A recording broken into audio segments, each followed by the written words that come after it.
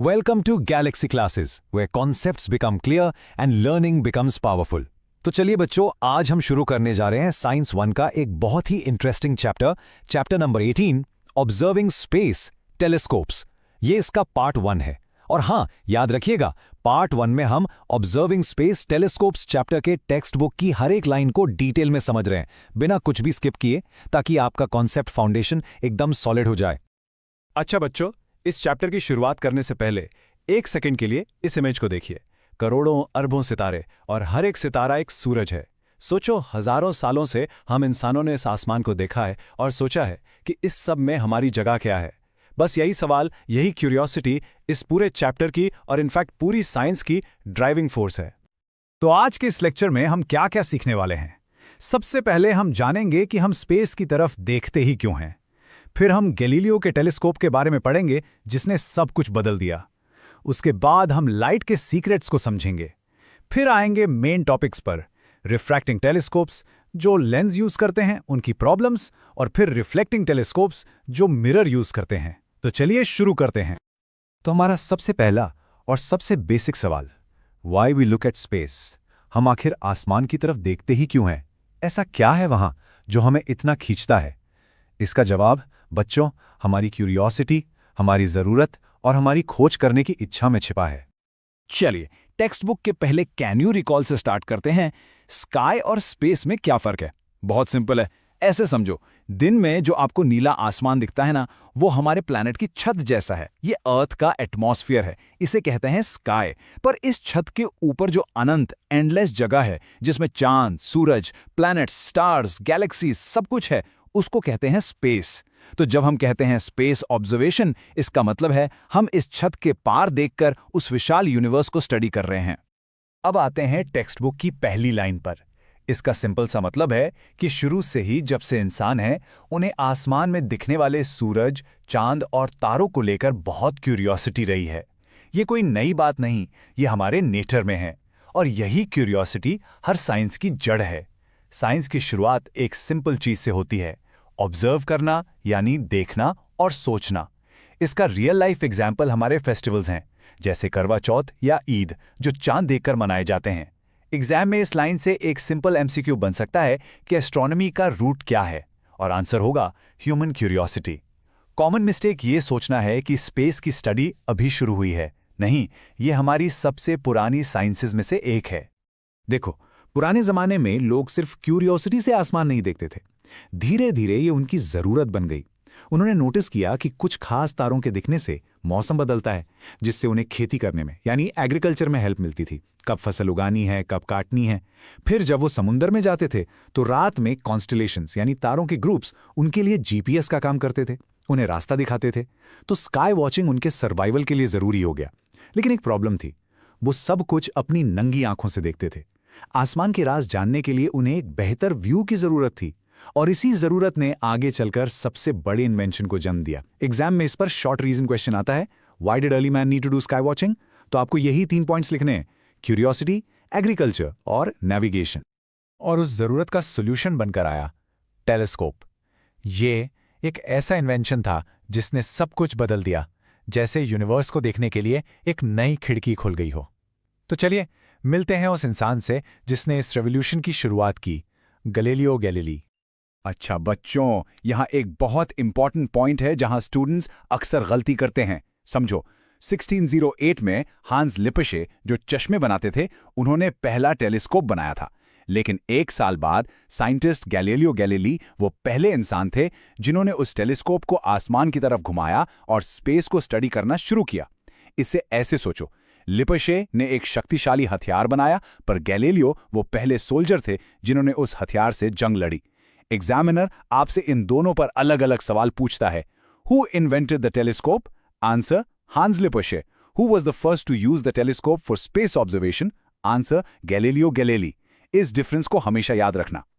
तो गैलीलियो ने अपने उस नए नए टेलीस्कोप से आखिर देखा क्या? उन्होंने देखा कि आसमान में जो मिल्की वे है, वो कोई धुंधला बादल नहीं, बल्कि लाखों करोड़ों अलग अलग सितारों से बनी है। उन्होंने जुपिटर के चारों तरफ चांद घूमते हुए देखे, जिससे यह साबित हुआ कि हर चीज अर्थ के चक्कर नहीं काटती उन्होंने सूरज पर काले धब्बे यानी सनस्पॉट्स देखे, जिससे ये आइडिया टूट गया कि आसमानी चीजें एकदम परफेक्ट होती हैं। उनकी हर एक डिस्कवरी उस टाइम की सोच के लिए एक बहुत बड़ा झटका थी, और इन्हीं डिस्कवरीज ने साइंस की डायरेक्शन हमेशा के लिए बदल दी। गैलीलियो को 400 साल से भी ज्यादा हो गए हैं, और तब से लेके आज तक हमने जो प्रोग्रेस किया है वो अनबिलीवेबल है। गैलीलियो के उस छोटे से ट्यूब से लेके आज हमारे पास जेम्स वेब स्पेस टेलीस्कोप जैसी पावरफुल मशीन्स हैं जो यूनिवर्स के जन्म को देख सकती हैं। लेकिन ये टेक्नोलॉजी सिर्फ आसमान देखने के लिए नहीं है। जो साइंस हम दूर की गैलेक्सीज को स्टडी करने में लगाते हैं, वही साइंस आपके फोन के जीपीएस में, वेदर फोरकास्ट बताने वाले सैटेलाइट्स में, हर जगह यूज होती है। तो गैलीलियो की शुरुआत आज हमारी लाइफ का हिस्सा बन चुकी है। अब टेलीस्कोप काम कैसे करता है ये समझने से पहले हमें उस चीज को समझना होगा जिससे टेलीस्कोप इकट्ठा करता है, और वो चीज है लाइट, सितारों से हम तक आने वाला इकलौता मैसेंजर। तो चलिए पहले इस मैसेंजर के सीक्रेट्स को जानते हैं। बेसिकली एक टेलीस्कोप एक लाइट कलेक्टर है, एक लाइट जमा करने वाले बाल्टी। लेकिन लाइट है क्या?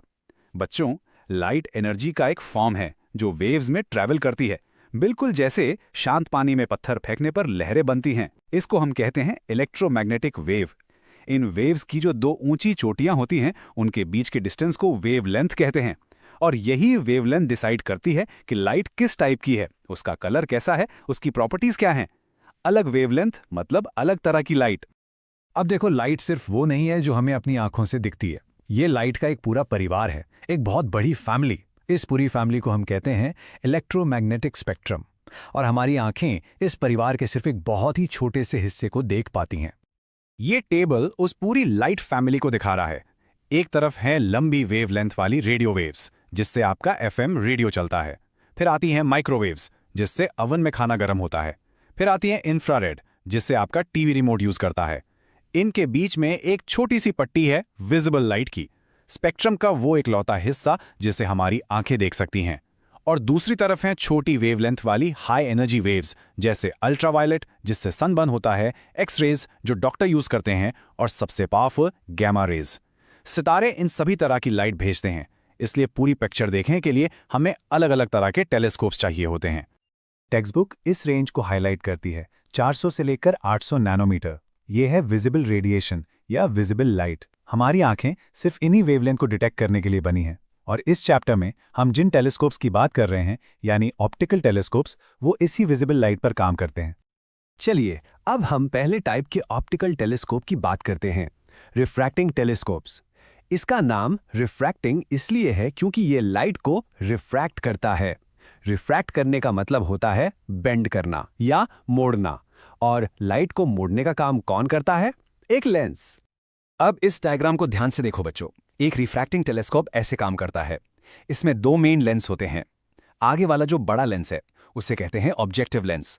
इसका काम है दूर के ऑब्जेक्ट से आने वाली लाइट को जमा करना। जब लाइट इस लेंस से पास करती है तो वो बेंड हो जाती है, यानी रिफ्रैक्ट हो जाती है, और टेलीस्कोप के अंदर एक पॉइंट पर फोकस हो जाती है। फिर पीछे जो छोटा लेंस है जिससे आप देखते हो, उसे कहते हैं आईपीस।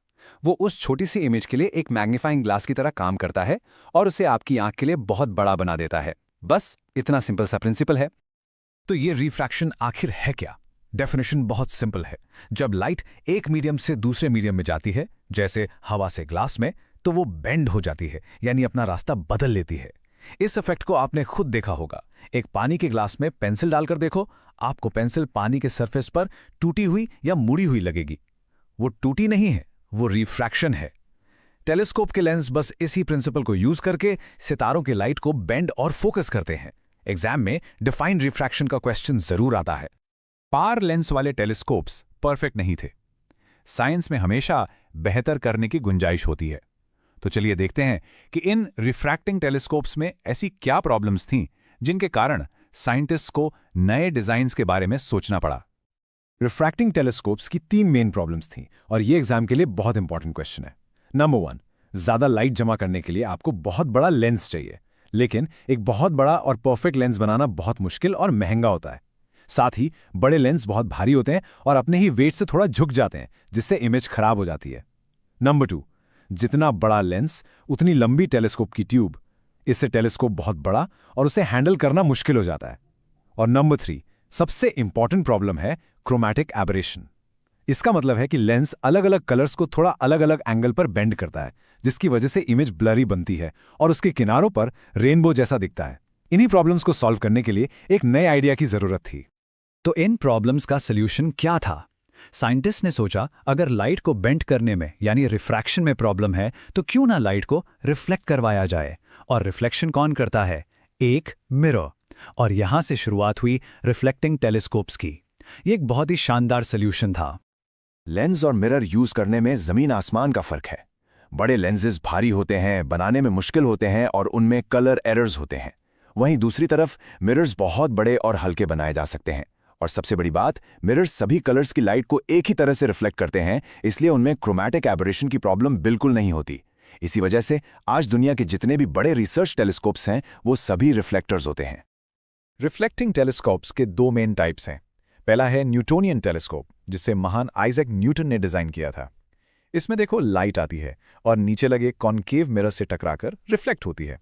इससे पहले कि वो फोकस हो, रास्ते में एक छोटा सा प्लेन मिरर उस लाइट को 90 डिग्री पर मोड़ देता है ट्यूब के साइड में, और वहां साइड में लगे आईपीस से हम मैग्नीफाइड इमेज देखते हैं। इसकी पहचान बहुत आसान है, इसका आईपीस हमेशा साइड में होता है। दूसरा मेन टाइप है कैसग्रेन टेलीस्कोप। यहां लाइट पहले प्राइमरी कॉनकेव मिरर से टकराती है, फिर ऊपर एक छोटे कॉन्वेक्स मिरर से रिफ्लेक्ट होती है और फिर वापस नीचे प्राइमरी मिरर के बीच में बने एक छेद से होकर पीछे लगे आईपीस तक पहुंचती है। इस डिजाइन का सबसे बड़ा फायदा यह है कि यह लाइट के रास्ते को फोल्ड कर देता है, जिससे सेम पावर के लिए टेलीस्कोप की ट्यूब बहुत छोटी और कॉम्पैक्ट हो जाती है। और हमें इस बात पर गर्व होना चाहिए कि इंडिया भी इस फील्ड में बहुत आगे है। एशिया का सबसे बड़ा ऑप्टिकल टेलीस्कोप हमारे इंडिया में नैनीताल में एरीज ऑब्जर्वेटरी में है, जिसका मिरर 3.6 मीटर का है। मिरर का साइज इतना इंपॉर्टेंट क्यों है? क्योंकि एक बड़ा मिरर लाइट पकड़ने के लिए एक बड़ी बाल्टी की तरह होता है। आप जितनी ज्यादा लाइट जमा कर सकते हैं, उतने ही धुंधले और दूर के ऑब्जेक्ट्स आप साफ साफ देख सकते हैं। ये एग्जाम के लिए एक 1 मार्क जीके क्वेश्चन भी है। ऑलराइट बच्चों, हमने इस पार्ट 1 के सभी टॉपिक्स कवर कर लिए हैं। चलिए एक क्विक रिकैप करते हैं और देखते हैं कि एग्जाम के लिए क्या क्या इंपॉर्टेंट है। तो हमने क्या सीखा? स्काई वॉचिंग क्यूरियोसिटी से शुरू होकर जरूरत बन गई। लिपर्शे ने टेलीस्कोप बनाया और गैलीलियो ने उसे पहली बार स्पेस के लिए यूज किया। लाइट एक इलेक्ट्रोमैग्नेटिक वेव है। और सबसे इंपॉर्टेंट, ये 2 लाइंस याद कर लो। रिफ्रैक्टिंग टेलीस्कोप लेंसेज यूज करके लाइट को बेंड यानी रिफ्रैक्ट करता है, जबकि रिफ्लेक्टिंग टेलीस्कोप मिरर्स यूज करके लाइट को रिफ्लेक्ट करता है। ये 2 लाइंस इस पूरे चैप्टर का बेस है।